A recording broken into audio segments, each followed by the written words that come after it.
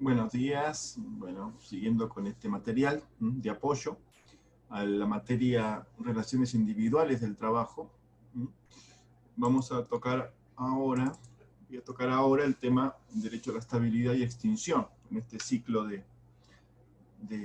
estos bloques, tres bloques. Como digo siempre, esto no reemplaza, por supuesto, el estudio, la bibliografía. Y también, como siempre, les recomiendo acceder al material del ciclo Derecho Abierto, el curso de Derecho del Trabajo, organizado por el Departamento de Derecho del Trabajo y de la Seguridad Social. Este tema, y particularmente el derecho a la estabilidad, está tratado allí por el doctor Héctor Guisado, y recomiendo su consulta. Bien, una introducción. Primero, el contrato de trabajo, esta relación donde una persona ofrece a otra su capacidad de trabajo para que este otro lo emplee, lo use, implica implica el desarrollo en el tiempo. Entonces, el contrato de trabajo dura, es de tracto sucesivo. Ahora, ¿cuánto dura?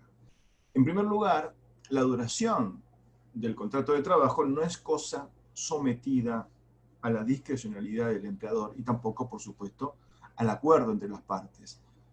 Vemos la regla del principio de determinación del plazo en el artículo 90, donde el inciso B exige justamente existencia de causas objetivas que justifiquen la limitación de la contratación. De otra forma, el contrato dura de manera indeterminada, en principio, ¿no? ¿Por qué? Porque se supone que la empresa tiene una exigencia permanente, no hay por qué limitar. Ahora, el contrato, también hay una primera reivindicación de los trabajadores en torno a no comprometer su capacidad de trabajo de forma, digamos, vitalicia. Sería eso asimilable a una situación de trabajo forzoso. Entonces, no se puede, mediante el contrato, someter al trabajador de forma vitalicia, insisto. Reitero. Ahora, el artículo 91 en ese sentido pone un tope. ¿Cuál es el tope a la duración del contrato de trabajo? Dice, hasta que el trabajador se encuentre en condiciones de gozar de los beneficios que le asignan los regímenes de seguridad social por límites de edad y año de servicio. La jubilación. O sea, el contrato dura hasta que el trabajador está en condiciones de acceder a una jubilación. Pero es simplemente un plazo ordinatorio, ¿no? No quiere decir esto que el trabajador cumple la edad y tiene los servicios correspondientes, el contrato se extingue.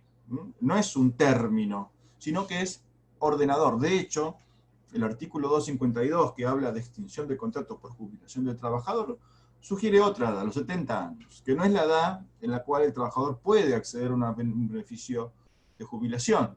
El varón a los 65, la mujer a los 60. Por lo tanto, es un plazo meramente ordenatorio. Ahora, vamos al concepto. ¿Qué es la estabilidad? Sabemos que el contrato dura hasta que el trabajador tiene los derechos para acceder a la jubilación, es decir, hasta que el trabajador está viejo y no puede trabajar, entonces necesita que la comunidad colabore frente a esta contingencia. Ahora, ¿qué es la estabilidad? La estabilidad tiene que ver con algo que está, creo yo, muy bien expresado por la recomendación, por el convenio 168 sobre el fomento del empleo y la protección contra el desempleo del año 1988. Una convención que dice, destaca la importancia del trabajo, subrayando, dice en su preámbulo, la importancia del trabajo y del empleo productivo en toda sociedad en razón no solo de los recursos que crea para la comunidad, sino también de los ingresos que proporcionan a los trabajadores, del papel social que les confieren y del sentimiento de satisfacción personal que les infunden. Todo eso es el trabajo, derecho al trabajo, el deber de trabajar para obtener lo necesario para la subsistencia de quien trabaja como de su grupo familiar. A partir de todo esto, es que el bien tutelado por el derecho a la estabilidad pretende tutelar, insisto, reitero, esa expectativa válida del trabajador de conservar su puesto de trabajo. Una expectativa que, por supuesto, debe ceder cuando existe una justa causa de extinción del contrato de trabajo. En nuestro ordenamiento normativo tuvo origen, digamos, se ingresó a nuestro ordenamiento normativo a partir del año 1934, mediante la sanción de la ley 11.729, que modificó el Código de Comercio. Y en este momento era un momento de crisis, en ese momento era un momento de crisis, ¿no? Y lo que se pretendía era un poco paliar la situación de desamparo en la cual quedaba el trabajador. Y a mayor antigüedad, mayor beneficio. Y esto tiene sentido porque hasta ese momento la única sanción que tenía el empleador de despedir a un trabajador era simplemente el pagar el preaviso, ¿no? Lo que es además propio en las relaciones de trabajo de derecho privado. Solamente corresponde preavisar con un tiempo razonable. Entonces se sentía injusto, la doctrina en ese momento decía que era injusto que el trabajador, tras prestar servicios durante 20 años, se lo despida únicamente pagando el preaviso. Más allá de la crisis económica imperante en ese momento, en 1934. Ubíquense en el contexto histórico.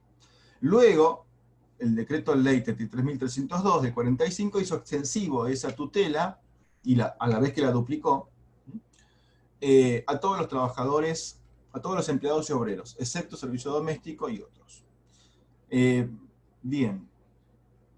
Ahora, reconocimiento normativo y reglamentación. Esto es un derecho fundamental. Esto, ¿por qué? El derecho al trabajo está en el Pacto Internacional de Derechos Económicos, Sociales y Culturales, el artículo 6º,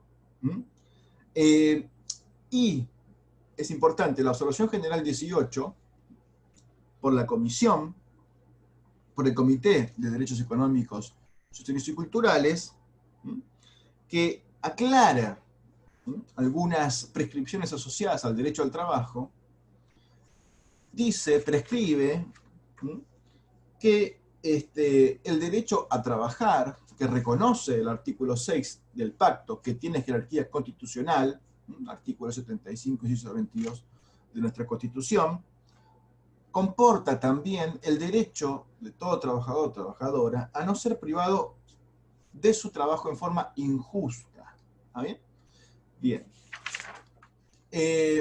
Esto también tiene el derecho al trabajo del artículo 6 del PIDESC, tiene su réplica en el ámbito regional, en el protocolo adicional a la Convención Americana sobre Derechos Humanos.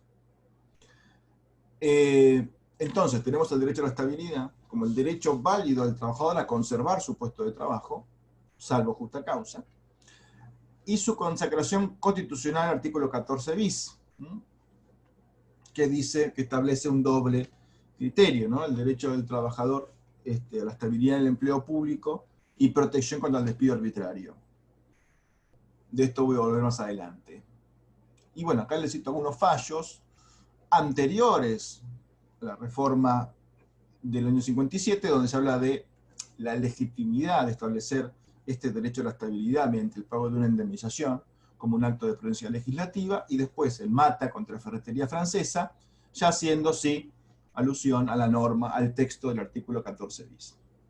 También puede haber una reglamentación de fuente interna, la LST, que establece la tarifa, los estatutos profesionales o leyes especiales, incluso reglamentos internos o acuerdo individual, que pueden establecer determinados procedimientos, sumario previo, investigación y demás, o diálogo con los actores sociales, como requisito previo a efectivizar un despido, ¿no? Como derecho a la estabilidad, nuevamente.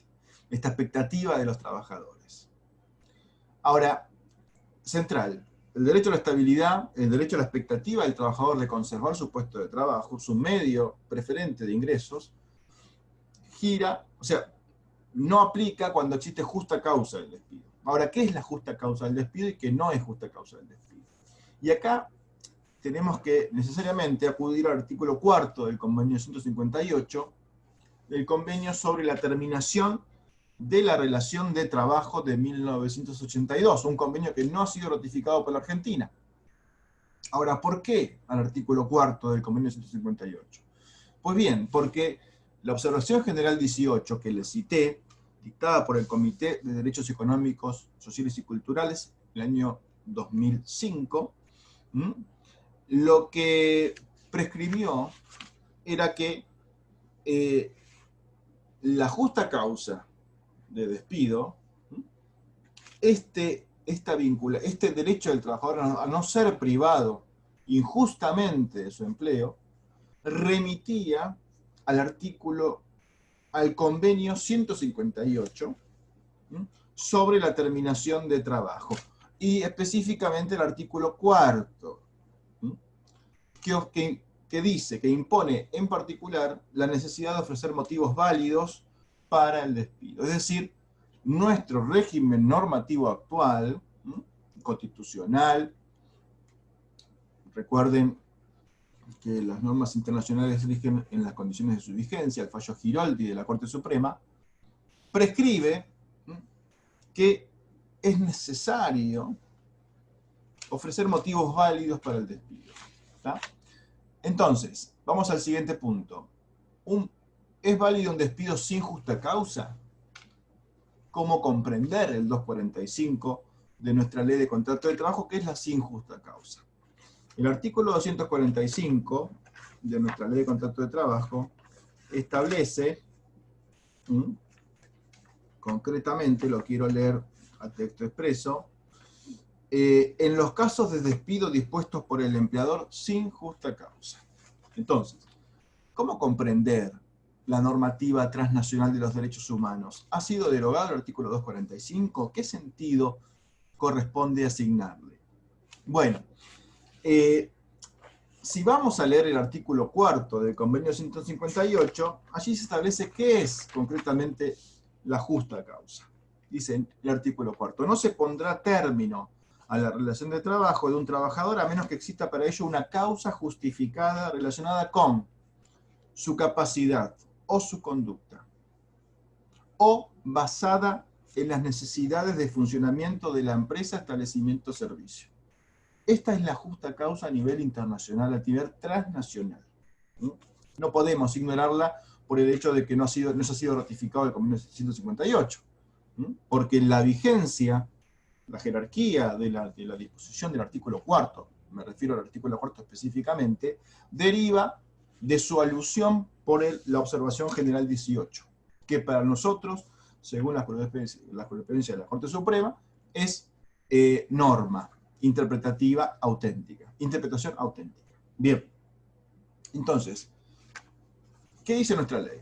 Nuestra ley, el artículo 242, ya lo vamos a ver, se los adelanto ahora, identifica la justa causa con el incumplimiento grave de alguna de las partes. No es lo mismo.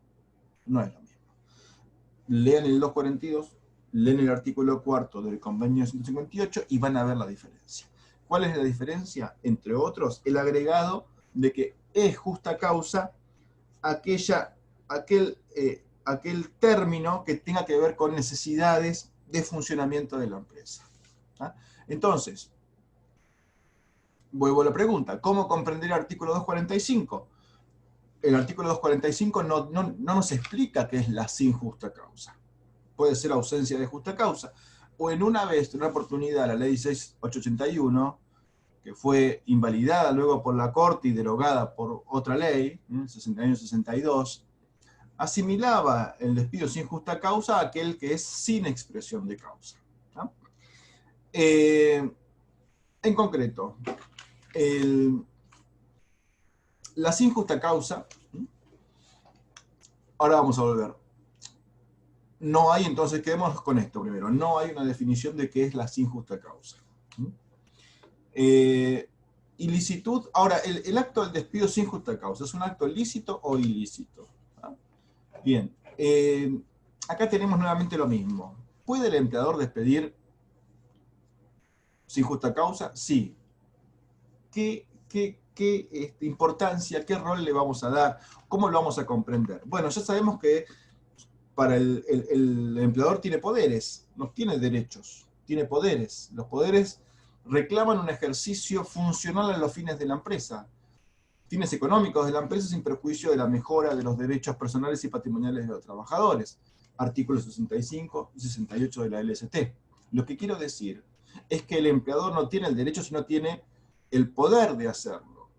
¿Y cuándo puede el empleador despedir sin justa causa? ¿Despedir cuándo? Cuando la empresa requiera reducir plantilla. Entonces, vemos, ¿es acto ilícito o ilícito? Depende de la perspectiva.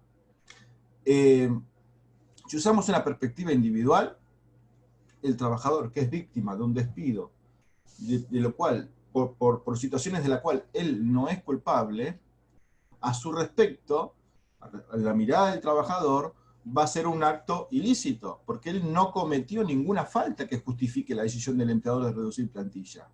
Ahora, el empleador, cabeza de empresa, que organiza y dirige la empresa, donde los trabajadores se insertan como medios personales, en caso de que deba, por una situación particular, a su criterio, por supuesto, despedir para que la empresa progrese, diremos ahí que incluso puede llegar a ser un deber del empleador reducir plantilla para la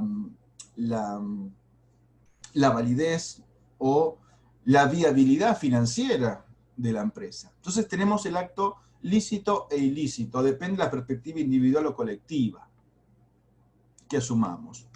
Pero, sin lugar a dudas, el despido sin justa causa del artículo 245 no es una carta abierta, un derecho a despedir, sino que es el ejercicio de un poder que debe ser ejercido, insisto, con el uso del término, en los términos de los artículos 65 y 68 de la LST. Debe ser un ejercicio válido. El despido auténticamente sin justa causa, aquel que no se funda siquiera en la necesidad de funcionamiento de la empresa, es un acto de discriminación. ¿Por qué? Porque le está vedando al trabajador el derecho al empleo, el derecho, y a no ser privado injustamente del empleo. Por ejemplo, un despido por razón discriminatoria, o por la actividad gremial, o caprichoso, o un despido represalia por haber sido testigo en un juicio en su contra, etc. Bien, seguimos en el apartado siguiente.